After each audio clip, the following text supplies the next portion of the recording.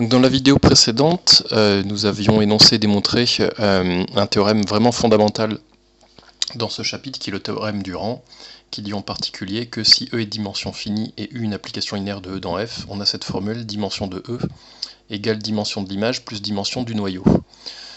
Maintenant, on va voir un certain nombre d'applications, et en particulier le théorème 8, qui est une caractérisation des isomorphismes en dimension finie. Donc on prend U, une application linéaire de E dans F, où E et F sont deux espaces vectoriels de dimension finie, c'est important, et il y a une hypothèse particulièrement importante ici, qui est souvent oubliée, c'est que E et F sont de même dimension. Alors les affirmations sont équivalentes, U est injective, U est surjective et U est bijective. Donc vous comprenez que sous ces hypothèses, encore une fois, la notion de dimension nous permettra de diviser le travail par deux, puisque pour démontrer qu'une application une application linéaire est bijective, autrement dit pour démontrer que c'est un isomorphisme, on n'aura pas besoin de démontrer l'injectivité et la surjectivité, il suffira du coup de démontrer l'une des deux au choix, l'une des deux propriétés. Remarque 13, ce théorème s'applique en particulier dans le cas où U appartient à L de E, avec E un espace vectoriel de dimension finie, autrement dit quand U est un endomorphisme de E.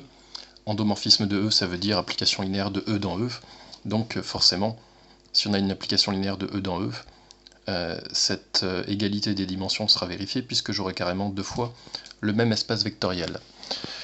Donc la démonstration, en fait, on va procéder par équivalence, on va démontrer qu'en fait l'injectivité et la surjectivité sont équivalentes, du coup, évidemment, la bijectivité, qui est la somme des deux, sera équivalente aussi.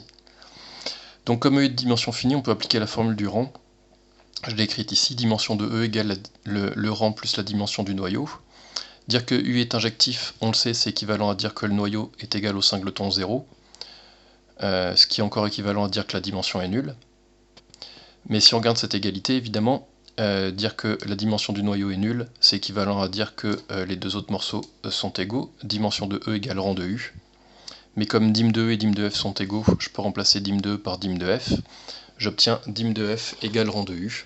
Et ça, on a démontré hier, dans les vidéos d'hier, que dire que le rang d'une application linéaire est égal à la dimension de l'espace d'arrivée, c'est équivalent à la surjectivité. On va illustrer cette caractérisation en voyant ce que ça peut donner sur les polynômes d'interpolation de Lagrange. Donc, je ferai un rappel après sur les polynômes d'interpolation de Lagrange, on va traiter cet exercice en premier. Donc, on prend n plus 1 éléments de K, donc qui sont 2 à 2 distincts, et on considère l'application phi qui a un polynôme de Kn crochet x, associe le n plus 1 uplet P de A0 jusqu'à P de AN. Donc on nous demande de démontrer que phi est linéaire, et ensuite de démontrer que phi est un isomorphisme. Donc la linéarité, j'ai pas vraiment de choses à commenter, enfin j'ai dissocié phi de P plus Q et phi de alpha P. Évidemment phi de P plus Q, ça fait cette formule-là, j'ai remplacé bêtement le P qui était ici par P plus Q. Là j'applique la loi plus de K puissance n plus 1, donc j'ai un uplet et un autre uplet, et je reconnais phi de P et phi de... ici c'est phi de P, et ça c'est phi de Q, et puis là j'applique la loi point, donc je remplace, j'obtiens ceci, et puis je peux en quelque sorte factoriser par alpha, c'est-à-dire utiliser la loi point, et j'obtiens alpha phi de P. Donc je vous rappelle, ici on est en train de travailler dans K puissance n plus 1, c'est un produit cartésien, et la loi plus qui est là, et la loi point qui est là, en quelque sorte, sont des lois qu'on a appelées la loi produit, les lois produits. Bon, on a bien démontré que phi est linéaire, c'était la première question. Deuxième question, montrer que phi est un isomorphisme, autrement dit démontrer que phi est bijective, maintenant qu'on sait que c'est une application linéaire, évidemment.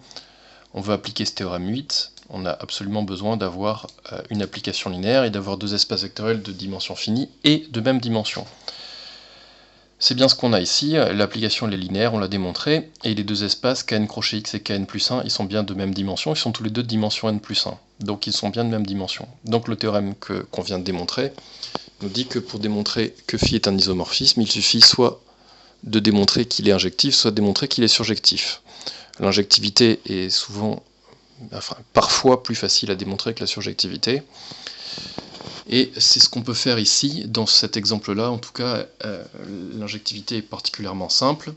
On prend P dans Kn crochet X, on suppose que phi de P est nul. Donc je vous rappelle, hein, une caractérisation de l'injectivité pour les applications linéaires, c'est si f de x est nul, alors x est nul. Cette implication équivaut à l'injectivité. Donc là, je prends P tel que phi de P est nul, je cherche à démontrer que P est nul. Phi de P, ça vaut quoi? Ça vaut P de A0 jusqu'à P de N. Dire que ça, c'est égal au uplet nul, ça veut dire que tous ces termes-là, P de A0 jusqu'à P de N, sont tous nuls. Autrement dit, ça veut dire que A0 jusqu'à N sont bien des racines de P. Donc, finalement, P possède au moins N plus une racine distincte, or P dans Kn crochet X. Donc ça, c'était une proposition centrale du chapitre sur les polynômes. Quand on a un polynôme de Kn crochet X, autrement dit, un polynôme tel que degré de P soit inférieur ou égal à N, qui finalement possède au moins N plus une racine, automatiquement, c'est le polynôme nul. On a montré que phi est injectif, du coup, et le théorème assure que phi est un isomorphisme. Donc, autrement dit, qu'est-ce qu'on a si phi est un isomorphisme? Ça veut dire quoi en particulier? Ça veut dire que c'est une application bijective. Ça veut dire que si je fixe un y0, un y1 jusqu'à un yn, il existe un unique p dans Kn crochet x tel que p de a0 égale y0, et ainsi de suite. Donc c'est ce que j'ai réécrit ici, c'est exactement ce qu'on connaissait sur les polynômes d'interpolation de Lagrange. De l'exercice précédent, on en déduit que pour tout y0, y1, yn dans Kn plus 1, c'est-à-dire pour tout élément de l'espace d'arrivée, il existe un unique p dans Kn crochet x tel que p de ai soit égal à yi, donc p de a0 égale y0, p de a1 égale y1, et ainsi de suite. Donc ça, c'est exactement ce que nous dit le fait que l'application phi est bijective.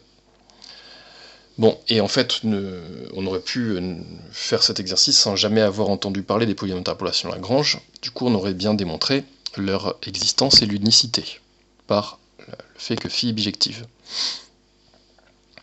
Je vous rappelle qu'on l'avait déjà fait d'une autre manière, sans utiliser l'algèbre linéaire, dans le chapitre sur les polynômes.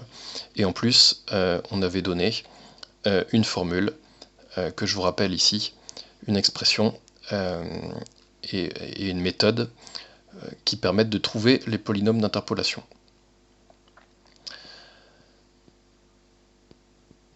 Corollaire 8, c'est ce que je disais juste au-dessus, hein, ce théorème, il s'applique en particulier, la condition indispensable c'est que dim de E soit égal à dim de F, donc il s'applique en particulier quand E est un endomorphisme, quand U est un endomorphisme, pardon. Exercice 10, montrer que l'application linéaire est un automorphisme. D'après le corollaire précédent, j'ai pas démontré que ça c'était une application linéaire. On a déjà fait ce genre d'exercice pour démontrer que ce genre d'application est une application linéaire.